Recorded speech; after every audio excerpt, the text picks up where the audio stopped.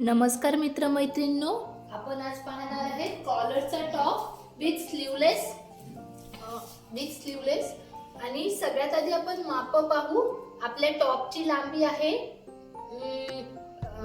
35 plus 1.5 inch आणि shoulder 7 आहे, पण कॉलरचा टॉप असल्यामुळे आपण 1 इंच जास्त घेणार आहे।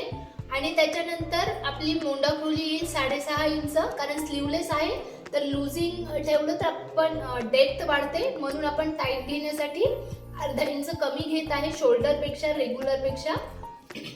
त्याच्यानंतर छाती माप आहे आपलं 10 प्लस 1 इंच, कमर घेर आहे आपलं 10 इंच, सीट घेर आहे आपलं 1.5 इंच जास्त म्हणजे 11.5 इंच। आणि आपण हे स्ट्रेट कटचा शिवत आहे, म्हणून जेवढं आपलं सीट घेरचं माप आहे तेवढंच आपण बॉटम घेरचं माप घेणार आहे। आणि रेग्युलर शोल्डर पेक्षा कॉलरचा टॉप शिवत असताना 1 इंच जास्त घ्यायचं। आणि स्लीवलेस टॉप जर शिवायचा असेल आपल्याला शोल्डरच्या आत पाहिजे असेल तर रेग्युलर शोल्डर पेक्षा अर्धा इंच शोल्डर कमी घ्यायचं जेव्हा आपल्याला स्लीवलेस शिवायचं आहे। पण आता आपण हे कॉलर प्लस हे शिवत आहे आणि 1 इंच प्लस करत आहे, तर आपलं समजा जर या टॉपचं रेग्युलर आपल्याला 7 इंच हवं असेल तर आपण 8 इंच घेत आहे, कारण हे कॉलरचं शिवत आहे, आपण स्टँड कॉलरचा शिवत आहे। त्याच्यानंतर हा स्लीवलेस टॉप शिवत आहे आपण, त्याच्यामुळे मोंडा खोली आपण 6.5 घेणार आहे, म्हणजे आर्महोलच्या एकदम राऊंड आर्महोल पूर्ण पॅक होतो। नाही जर 7 घेतला तर खाली येतो आर्महोल, म्हणून आपण 6.5 घेत आहे। आणि त्याच्यानंतर आपलं सेम रेग्युलर मोंडा खोलीचं समोरचा हा जो आकार आहे तो 1.5चा घ्यायचा आणि पुढचा आहे तो 1 इंचाचा घ्यायचा। आणि समजा कोणाचं शोल्डर खूप नॅरो असेल तर हे 1 इंच आणि 1.5 इंच आकार घ्यायचा, पण रेग्युलर 1.5 आणि 1चा घ्यायचा।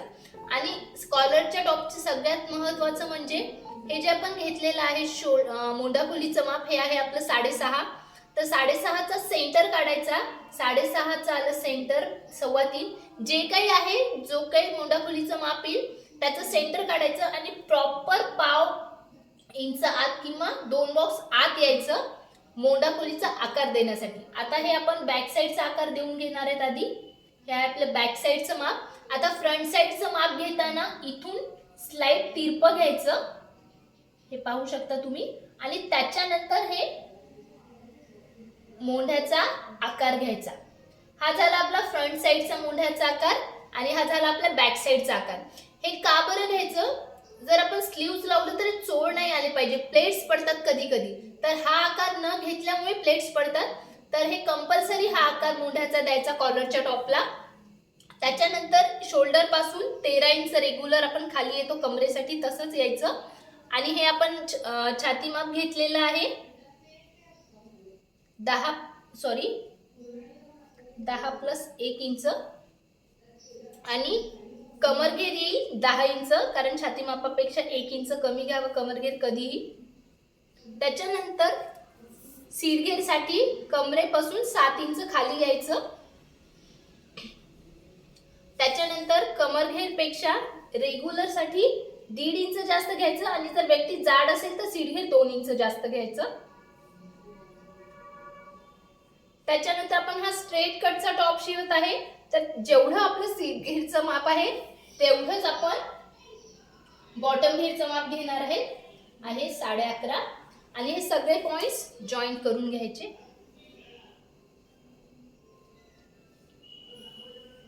त्यानंतर हे कट स्ट्रेट येण्यासाठी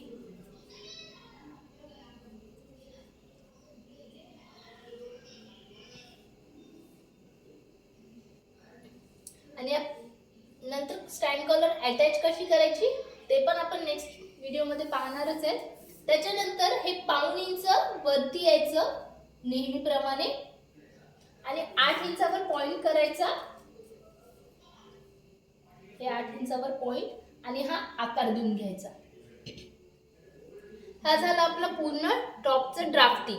त्याच्यानंतर आपण हे गळ्याचं कसं स्टिच करायचं आणि पुढून गळा कसा घ्यायचा मागून कसा घ्यायचा ते आपण नेक्स्ट व्हिडिओमध्ये पाहणारच आहेत। आणि हे झालं आपलं stand collar top with sleeveless. आता हे आपण कटिंग करून पाहू.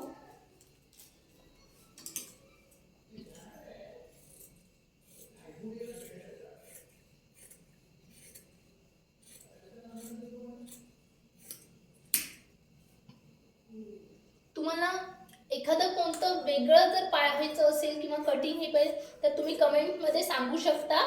मी नक्की प्रयत्न करेन सांगण्याचा.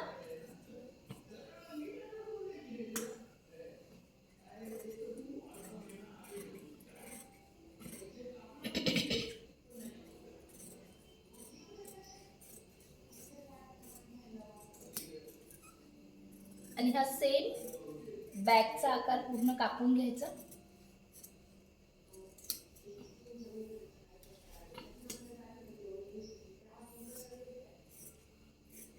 आणि कॉलर कशी तयार करायची स्टिचिंगच्या व्हिडिओमध्ये मी ते अपलोड करेनच.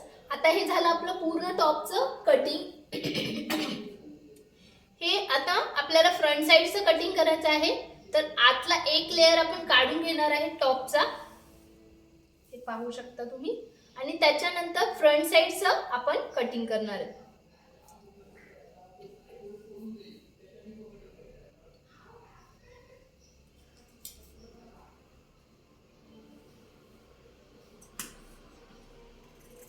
हे झालं आपलं फ्रंट साईडचं कटिंग.